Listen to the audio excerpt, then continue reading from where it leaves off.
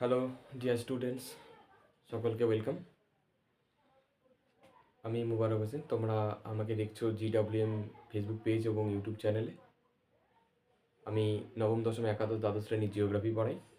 ঠিক আছে, আজকে আমি একটা ক্লাস নিয়ে এসেছি ক্লাস 10-এর জন্য ফিজিওগ্রাফি ডিভিশনের ওপর বায়ুর কার্যের ফলে সৃষ্ট ভূমিরূপগুলির ওপর নিয়ে একটি আমি ক্লাস নিয়ে এসেছি। ঠিক আছে, তোমরা দেখতে থাকো। তো আজকে আমাদের আলোচনার বিষয় হচ্ছে বায়ুর কার্যের ফলে সৃষ্ট ভূমিরূপ। ক্লাস 10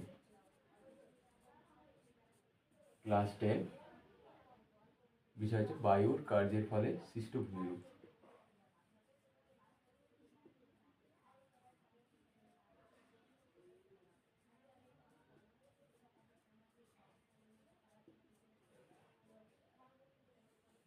বায়ুর কার্যের ফলে দুই ধরনের ভূমিরূপ সৃষ্টি হয়। একটা হচ্ছে ক্ষয়জাত ভূমিরূপ। কি ক্ষয়জাত ভূমিরূপ? দুই, সঞ্চয়জাত ভূমিরূপ। একটা হচ্ছে ক্ষয়জাত, একটা হচ্ছে সঞ্চয়জাত ভূমিরূপ। তো আমরা এখন প্রথমে আলোচনা করি ক্ষয়ের ফলে সৃষ্ট ভূমিরূপগুলি। ঠিক আছে, তো প্রশ্ন এরকম আসে, বায়ুর ক্ষয়ের ফলে সৃষ্ট ভূমিরূপগুলি চিত্র সহ বিবরণ দাও। এটা কিন্তু খুব ভালোভাবে পড়বে, এটা ভেরি ভেরি ইম্পর্টেন্ট কোশ্চেন। বায়ুর ক্ষয়ের ফলে সৃষ্ট ভূমিরূপগুলি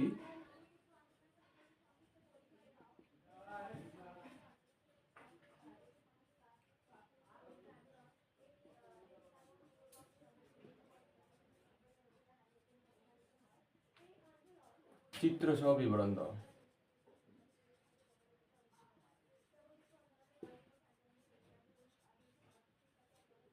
বায়ুর ক্ষয়ের ফলে সৃষ্ট ভূমিরূপগুলি চিত্র সহ বিবরণ দাও। ঠিক আছে, এরকম আছে, প্রশ্ন আসে। তো বায়ুর ক্ষয়ের ফলে সৃষ্ট ভূমিরূপগুলি কী কী? আমরা কী কী ভূমিরূপ, মেইন ভূমিরূপ যেগুলো রয়েছে সেগুলো কী কী, এগুলো নিয়ে আলোচনা করব। আমরা বিশেষত 4টা ভূমিরূপ নিয়ে আলোচনা করব। পরীক্ষা আমরা 3টা লিখলেও মোটামুটি আমাকে 5 আউট অফ 5 দিয়ে দেয়। তো আমরা 4টা নিয়ে আজকে আলোচনা করব। কী কী? একটা হচ্ছে প্রথমত আমাদের 1 নম্বর ভূমিরূপ, যেটা হচ্ছে গৌড়। কি? গৌড়। এরকম করে পয়েন্ট করবে 1 নম্বর দিয়ে। গৌড়টা কি জিনিস? মরুভূমিতে দেখবে কঠিন শিলা, এই যে কঠিন শিলা এবং কোমল শিলা কি করবে? উপর নিচে অবস্থান করে। কঠিন শিলা এবং কোমল শিলা কি হয়? উপর নিচে অবস্থান করে বা উল্লম্বভাবে যখন অবস্থান করে তখন দেখবে কঠিন শিলা কি হয়? কম ক্ষয়প্রাপ্ত হয় এবং কোমল শিলা অধিক ক্ষয়প্রাপ্ত হয়। কঠিন শিলা কম ক্ষয়প্রাপ্ত হয় এবং কোমল শিলা অধিক ক্ষয়প্রাপ্ত হয়ে যখন ব্যাঙের ছাতা আকৃতির যে ভূমিরূপ গড়ে তুলবে তাকে কি বলে? গৌড় বলে। ব্যাঙের ছাতা আকৃতির এরকম ভূমিরূপ হবে, এরকম ভূমিরূপ। এটা কি? এটা তো মাশরুম, একে মাশরুম রকও বলা হয় থাকে। ঠিক আছে, ব্যাঙের ছাতা আকৃতির এই ভূমিরূপ, একে কি বলছে? গৌড়। ইংরেজিতে মাশরুম রক বলা হয়। ঠিক আছে, এটা কঠিন শিলা, তাই না? কম ক্ষয়প্রাপ্ত হয়েছে। কোমল শিলা অধিক ক্ষয়প্রাপ্ত হয়েছে। এটা কোমল শিলা অধিক ক্ষয়প্রাপ্ত, কঠিন শিলা হচ্ছে কি কম ক্ষয়প্রাপ্ত হয়েছে। এটা হচ্ছে বায়ু প্রবাহ দিক, বায়ুর প্রবাহ হয়েছে এই দিক থেকে। ঠিক আছে, এটা বায়ুর প্রবাহ এই দিকে হয়েছে। বায়ু প্রবাহ হওয়ার ফলে কি এই জায়গাগুলো ক্ষয়ে গেছে। এরকমই ছিল জায়গাটা। এই জায়গাটা কি হয়েছে? এরকম করে ছাতা আঁকড়ে এরকম করে গিয়ে ক্ষয় হয়ে চলে গেছে। এই যে ক্ষয় হয়ে গেছে। ঠিক আছে, ক্ষয় হয়ে শেষমেশ এরকম অবস্থান করছে বর্তমানে। একে কি বলছে? গৌড় বলছে। এটা কোথায় দেখা যায়? এক্সাম্পল আমি কি লিখবো? কোথায় দেখা যায়? কোথায় লিখবো? এক্সাম্পল থর মরুভূমিতে দেখা যায়, তারপরে কি সোনারানে দেখা যায়, আর কোথায় দেখা যায়? গোবি মরুভূমিতে দেখা যায়। যে কোনো একটা মরুভূমির নাম লিখলে হয়ে গেল। এবার এটার বৈশিষ্ট্য আমি দিতে পারি। বৈশিষ্ট্য কি? বৈশিষ্ট্য পয়েন্ট করলাম। বৈশিষ্ট্য পয়েন্ট করার পরে এরকম সামনে একটা বক্স দিব, এক্সাম্পলের সামনে একটা বক্স দিব।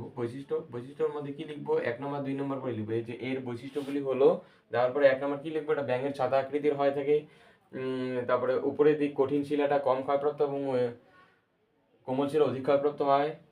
তারপরে দেখবে বায়ুর অবঘর্ষ প্রক্রিয়া এই ক্ষয় সম্পন্ন হয়ে থাকে। বাস হয়ে গেল। এই 3টা বৈশিষ্ট্য দিলেই এনাফ। এটা হলো গৌড়। এবার নেক্সট আমরা আলোচনা করবো হচ্ছে গৌড়ের পরে 2 নম্বর পয়েন্ট কি আসবে? ইনশেল বার্চ। কি আসবে? ইনশেল বার্চ। গৌড়ের পরে আসবে ইনশেল বার্চ। এই ইনশেল বার্চটা কি জিনিস? ইনশেল বার্চ দেখবে মরুভূমিতে ছোট ছোট টিলা দেখা যায়। ছোট বড় আকৃতির পাহাড় ছিল, সেই পাহাড়টা ক্ষয়প্রাপ্ত হতে হতে একটা ছোট ছোট টিলা আকৃতি বা ঢিবি আকৃতির হয়েছে, একেই বলা হয় ইনসেলবার্জ। এই ইনসেলবার্জটা, একে অনেক সময় মরুভূমির দ্বীপও বলা হয় থাকে, ঠিক আছে। ইনসেলবার্জগুলো বড় আকৃতির ছিল। বড় আকৃতির পাহাড় ক্ষয়প্রাপ্ত হতে হতে, বায়ুর অবঘর্ষ প্রক্রিয়ায় ক্ষয়প্রাপ্ত হতে হতে কি হয়, ছোট হয়ে যায়, ক্ষুদ্র আকৃতিতে ছোট হয়। এর উচ্চতা প্রায় 300 মিটারের মতো। এরকম একটা বড় আকৃতির পাহাড় ছিল, সেটা ছোট আকৃতির হয়ে গেছে, ক্ষুদ্র ক্ষুদ্র ছোট ছোট আকৃতির হয়ে গেছে। এটা হচ্ছে কি, এগুলোই হচ্ছে ইনসেলবার্জ। এগুলোই কি, এগুলো হচ্ছে ইনসেলবার্জ, বুঝতে পারলে? এই হচ্ছে ইনসেলবার্জ। এর উচ্চতা কত হয়? এর উচ্চতা হয় 300 মিটারের মতো। উচ্চতা কত হয়? 300 মিটারের মতো হয়। এটা বায়ুর অপঘর্ষ প্রক্রিয়া হয়ে থাকে ক্ষয়টা, হলো। ইনসেলবার্জও বুঝতে পারলে। ইনসেলবার্জটা ইজি একদম। কি বলছে, মরুভূমিতে লিখবে, এরকম করে লিখবে, মরুভূমিতে কঠিন এবং কোমল শিলা তো পাশাপাশি উল্লম্বভাবে অবস্থান করে এবং সমান্তরালভাবে অবস্থান করে। তখন দেখবে কি হয়, ওই বায়ুর অবঘর্ষ প্রক্রিয়ায় কোমল শিলাগুলো ক্ষয়প্রাপ্ত হয়ে নিচু হয়ে অবস্থান করে। এখানে ম্যাক্সিমাম রয়েছে কোমল শিলা, কঠিন কঠিন শিলা খুব কম পরিমাণে রয়েছে। কোমল শিলা অধিক থাকায় কি হয়, এই জায়গাটা চারদিকে এগুলো খসে খসে পড়ে গেছে, ঠিক আছে, এগুলো ক্ষয়প্রাপ্ত হয়ে গেছে, সেজন্য আকৃতিতে এটা ছোট হয়েছে। এটাই হচ্ছে ইনসেলবার্জ। এরপরে নেক্সট পয়েন্ট কি আসবে, ইনসেলবার্জের পরে আমরা যে ভূমিরূপ নিয়ে আলোচনা করব সেটা হচ্ছে কি ধরনের, বলো কি? ইনসেলবার্জের পরে আসবে ইয়ারদাং। নাম শুনেছো ইয়ারদাং, 3 নম্বরে ইয়ারদাং। এই ইয়ারদাংটা কি? ইয়ারদাংটা কি হয়, মরুভূমিতে কঠিন এবং কোমল শিলা পাশাপাশি অবস্থান করে। যখন কঠিন আর কোমল শিলা যখন কি হবে, পাশাপাশি অবস্থান করবে, আবার কঠিন শিলা ধরে নাও, এরকম করে পাশাপাশি অবস্থান করছি, তো কি কোমল শিলাটা অধিক ক্ষয়প্রাপ্ত হচ্ছে। অধিক ক্ষয়প্রাপ্ত হয়ে দেখবে সুড়ঙ্গের আকৃতির ভূমিরূপ সৃষ্টি হচ্ছে একটা, এরকম উঁচু হয়ে আছে, এটা সুড়ঙ্গ, উঁচু, সুড়ঙ্গ, উঁচু, এরকম।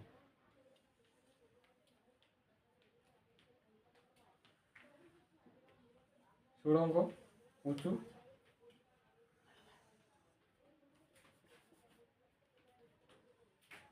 এরকম ভূমিরূপটা।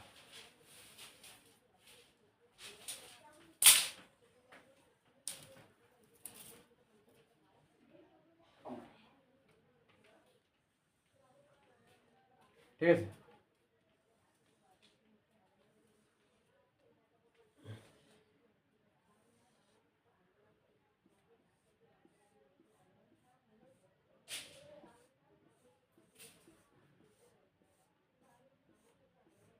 এই জায়গাগুলো হচ্ছে কঠিন শিলা, ঠিক আছে।